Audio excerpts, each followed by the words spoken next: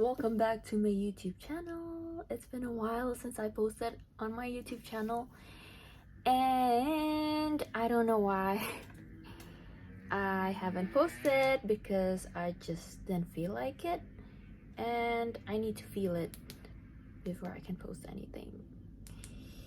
So yeah, what is it too bright? So guys, this is actually wow, 11:11. Talking about 11:11,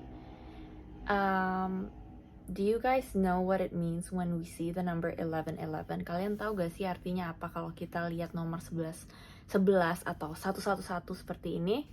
Itu artinya kita tuh lagi in alignment with our highest self, inner child, in alignment with our body, our mind, our soul, and the universal mind, if that makes sense.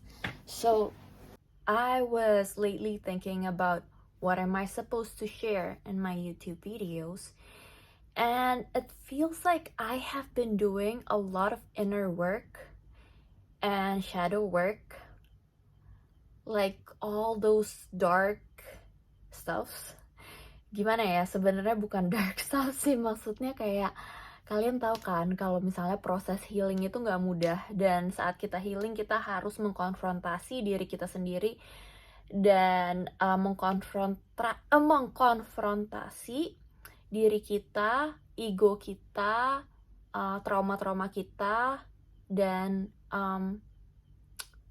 that kind of self, shadow self yang kita tuh nggak mau lihat.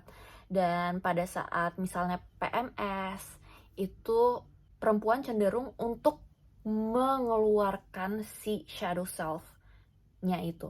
Jadi contohnya, aku pada saat lagi PMS, I actually have PMDD. Talking about PMS, I have premenstrual dysphoric disorder, which is like way more worse than PMS.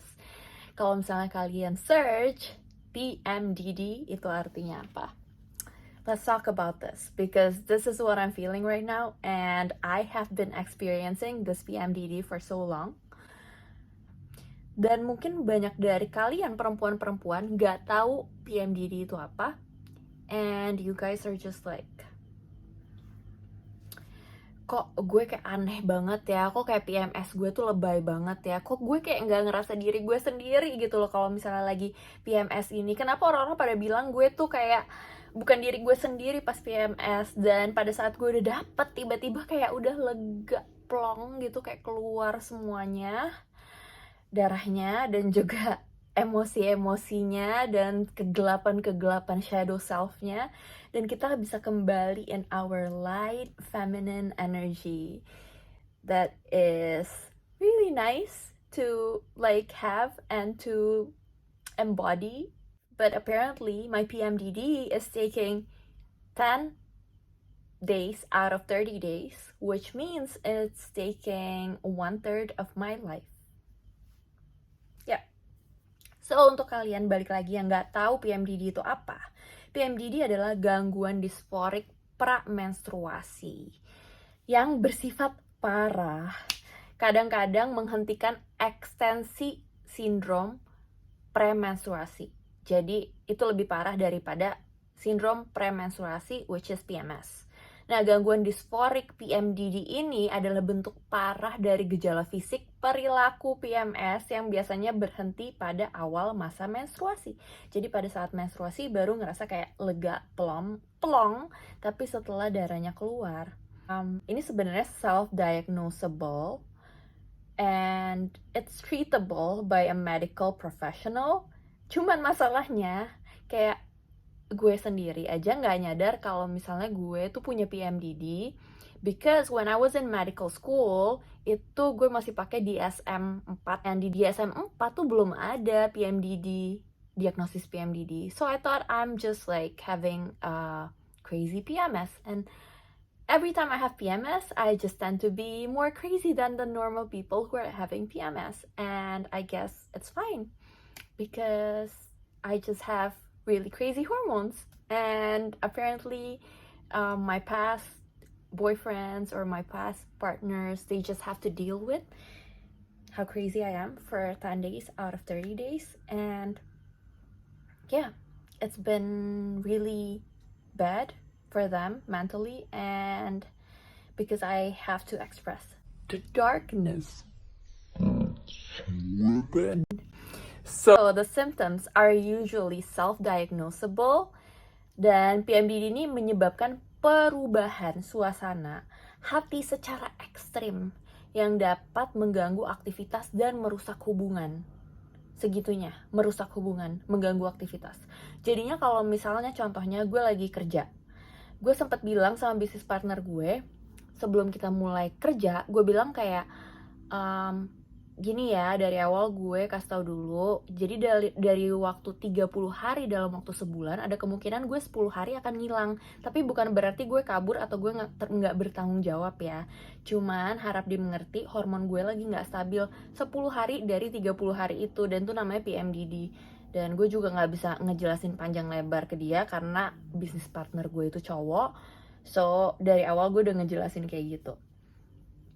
Karena itu benar-benar mengganggu aktivitas banget, dan gue ngerasa kayak bukan diri gue sendiri yang produktif, yang functional, yang full of light.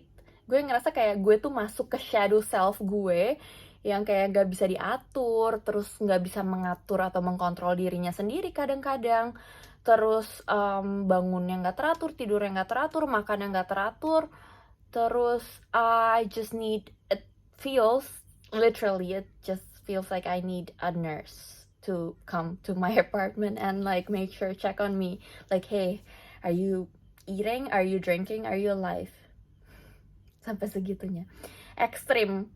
Dan itu bisa merusak hubungan juga kalau misalnya partnernya nggak ngerti bahwa pasangannya punya PMDD gitu. Nah, gejalanya termasuk kesedihan ekstrim, putus asa, mudah marah atau amarah, ditambah gejala PMS umum seperti nyeri payudara dan perut kembung gitu. Nah, pengobatannya terdiri dari perawatan diri. Obat dan perubahan gaya hidup sehat bisa sangat membantu. Jadi perawatan diri adalah latihan fisik kayak olahraga, terus manajemen stres. Kalau misalnya gue, apa yang gue lakuin adalah diawali dengan, karena males banget dan karena bener-bener gak align banget dengan diri gue dan apa yang gue pikir itu harus gue lakuin, kayak kadang-kadang gue cuma bisa untuk oke, Shil, lo paksain untuk ambil yoga mat dan buka aja yoga matnya dulu. And I didn't know if I have the capability or the energy or like the motivation to even do yoga. Tapi setelah yoga matnya terbuka, ya otomatis gue mulai melakukan yoga. So that's how I train myself untuk tetap latihan fisik di saat lagi PMDD. Terus manajemen stres. Kalau misalnya manajemen stres itu aku lebih suka journaling sih. Journaling menurut aku ngebantu banget karena kadang-kadang gimana ya, kalau misalnya stres kita kasih ke orang lain belum tentu bisa menerima, menghandle stres kita, yang ada hubungan kita dengan orang itu jadi nggak baik. Orang-orang seperti aku misalnya, I grew up from a very toxic household, dan aku gak punya anggota keluarga yang bisa aku ajak sharing, aku tinggal sendiri. Seperti itu, jadi aku sebenarnya bersyukur banget karena di sini udah ada yang namanya BetterHelp. Dan BetterHelp itu ngebantu banget karena di situ kita bisa menemukan psikolog yang cocok banget buat kita, dan psikolog itu catch up terus sama kita. Terus di situ juga ada CBT, DBT, dan segala macam terapi yang sangat amat dibutuhkan untuk mental health dan untuk pengetahuan gejala-gejala atau kondisi-kondisi yang mungkin kita kurang ketahui. Contohnya gimana caranya stress management, gimana caranya untuk set healthy boundaries, gimana punya healthy attachment styles. Dan aku juga lagi ngerubah attachment styles aku yang tadinya lebih cenderung ke anxious attachment style atau avoidant attachment styles, dan aku lagi coba untuk ngebuat attachment style aku seperti attachment style yang sehat dan sewajarnya, which is secure attachment. And I never saw it like me growing up in a very toxic household. I never saw how it is, how do people have healthy attachment styles, and how to create it. So I'm kind of like navigating it myself by reading a lot of books on attachment, boundaries, how to be assertive in daily life, and how to communicate your needs as a woman. Itu adalah 4 buku yang aku rekomen, dan juga ada 1 buku lagi by Louise Hay which is called Heal Your Life. So yeah, so I'm not going to talk about the treatment because I'm not a psychiatrist, but your psychiatrist would provide effective antidepressants most probably, karena sangat depresif banget biasanya pas lagi PMDD ini. Bahkan kadang-kadang suka ada suicidal thoughts and just like crazy mood swings, literally crazy mood swings, and it's even hard to get up from bed every morning for 10 days, which feels really wrong. Kecuali if I have a job which involves other people. Contohnya misalnya aku lagi syuting film dan di situ aku harus ketemu orang-orang lain, cast lain, kru lain, dan aku diharapkan ada jam 7 pagi gitu misalnya, ya aku akan ada jam 7 pagi karena tanggung jawab aku untuk harus ada di situ. So I have to put my feelings in a box. Seperti itu. Tapi itu nggak sehat jadinya, karena cepat atau lambat feeling yang kita taruh di dalam box itu, yang kita nggak mau buka boxnya, suatu saat akan meledak, karena boxnya itu nggak akan bisa menampung semua yang kita masukin terus ke boxnya. Jadi kalau boxnya udah penuh, kita harus buka ulang dan kita telusuri lagi apa nih kira-kira yang harus diganti, apa nih kira-kira yang kurang baik di bulan lalu. Dan setiap bulan sebagai perempuan adalah pada saat lagi PMS atau PMDD itu adalah saatnya untuk kita mengintrospeksi diri, kita kembali ke dalam diri kita sendiri, kita lihat inner child kita, apa yang dibutuhkan sama inner child kita coba untuk menghealing diri kita dan inner child kita, and try to be as kind, as loving, as compassionate as we can with ourselves and with our inner child, even though we have never experienced someone else comforted us the way we are supposed to comfort ourselves. Because in a way, we're supposed to mother ourselves, we're supposed to father ourselves, just be the right parent or parents for our inner child to thrive. Because I believe that kita sekarang walaupun udah dewasa, but if we keep on pushing our inner child away, we are going to live a really unhappy and unhealthy life. I guess I'm going to share more about the gejala-gejala of the PMDD. So PMDD consists 5 or more of the following symptoms. Jadi minimal 5 ya. 5 of these symptoms that I'm going to say. Yang pertama, depression. Next, anxiety or tension. 3, sudden mood changes. 4, irritability. 5, loss of interest in daily activities. 6, difficulty concentrating. 7, decreased energy. 8, food cravings and appetite changes. 9, insomnia or sleepiness. And 10, physical symptoms such as breast tenderness or bloating. Jadi kalau misalnya ada 5 atau lebih dari 10 simptom itu, mungkin kalian bisa mulai browsing PMDD itu apa, and see if you are one of us who are sayangnya suffering from PMDD. But PMDD is not permanent, and I believe that as much as we heal ourselves and we just take control of our life and stay in touch with our body and try to nourish our body take care of our body and see our body as a garden and nourish it with as much healthy food as possible during this hard period, and also nourish our mind by listening to positive podcast. I watch Jay Shetty a lot, which is the podcast called On Purpose, and I listen to a lot of positive affirmations. I journal, and that's pretty much how I take care of my mind.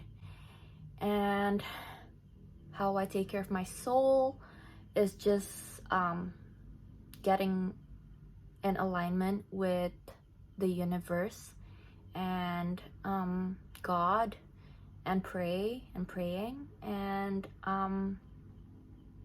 make sure that I'm doing the right thing and trying my best to survive and do good for myself and for those around me and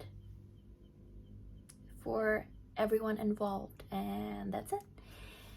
Those are the tips from me, and I hope that it's useful.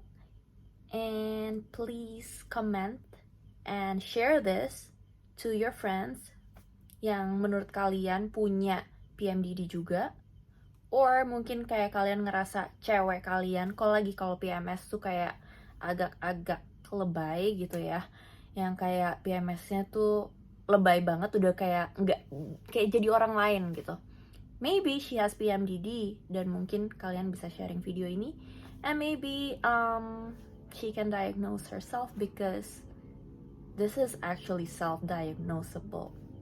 And I should have known this. I should have diagnosed this since I was 18 years old. Tapi belum keluar diagnosisnya pada saat itu. So I thought I was just cray-cray, but apparently I'm not. So happy that I got a diagnosis. Anyways, thank you for watching my random video that I am recording at 1:11 a.m. thanks to my PMDD and my sleeping disorder caused by my PMDD. At least I'm productive. So, alright, till then,